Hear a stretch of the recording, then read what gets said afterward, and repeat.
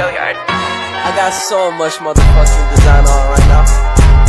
Break it down, bring it back, make it clap. I got 3 old thoughts, new block, where that thing. Bitches on my line, and you know. Assalamualaikum warahmatullahi wabarakatuh. Perkenalkan kami dari kelompok 6 Bahasa Indonesia. Nama saya Dida Aditya. Nama saya Muhammad Akmal Hidayat. Nama saya Dina Hairina Rahayu. Nama saya Fitri Nasyar.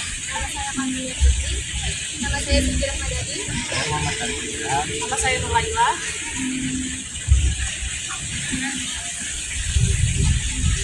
Dalam kehidupan sehari-hari, kita seringkali menggunakan bahasa Indonesia.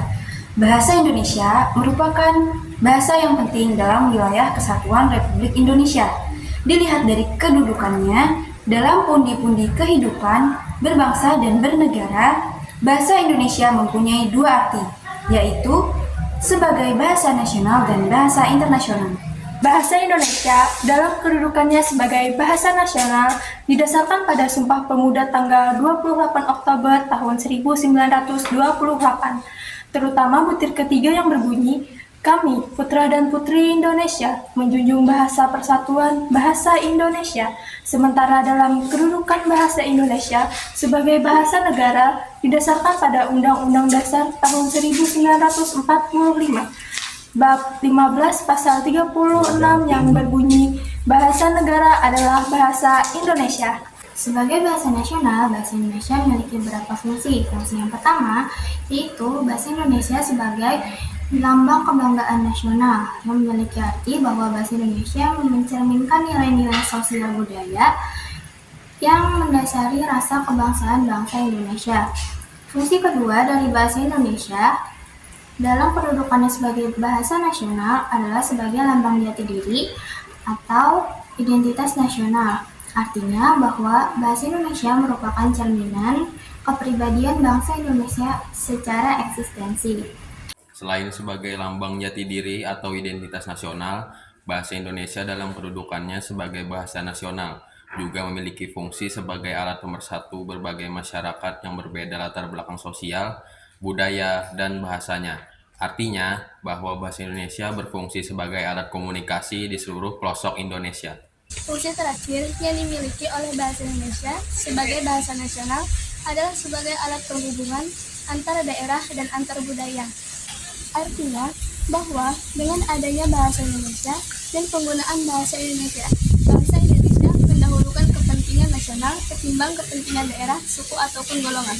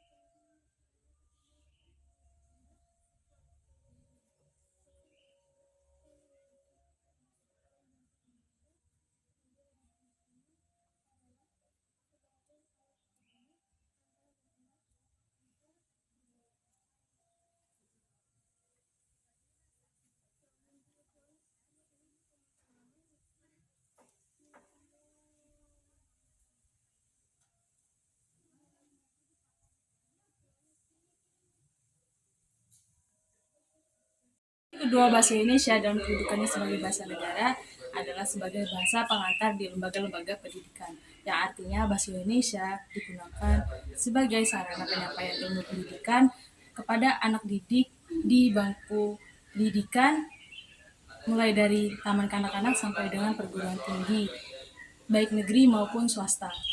Selain sebagai bahasa pengantar resmi di lembaga-lembaga pendidikan, bahasa Indonesia sebagai bahasa negara juga memiliki fungsi sebagai bahasa resmi dalam perhubungan pada tingkat nasional, baik untuk kepentingan perencanaan dan maupun untuk kepentingan pemerintahan. Artinya bahwa bahasa Indonesia tidak hanya digunakan sebagai alat komunikasi masyarakat luas, melainkan juga digunakan sebagai alat komunikasi penduduk di seluruh pelosok Indonesia. Fungsi terakhir dari bahasa Indonesia sebagai bahasa negara adalah sebagai bahasa resmi di dalam kebudayaan dan pemanfaatan ilmu pengetahuan dan teknologi modern.